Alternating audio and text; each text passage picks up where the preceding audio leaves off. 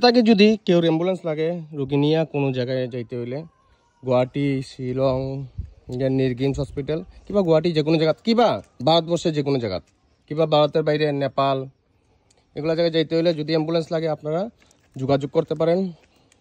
নাম্বারটা আমি দিয়ে দিয়ার।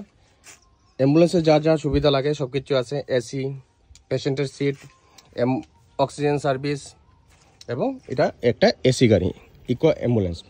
আর নাম্বারটা হলো এখানে দেখানো 9706780375। বাড়িতে যদি কেউ অক্সিজেন সার্ভিসের দরকার পড়ে তাইলেও আপনারা যোগাযোগ করতে পারেন। এই ভাইয়ের নাম হইলো দীপঙ্কর দাস, ব্যাকেটে নিটু, তার নাম্বার তো আছে।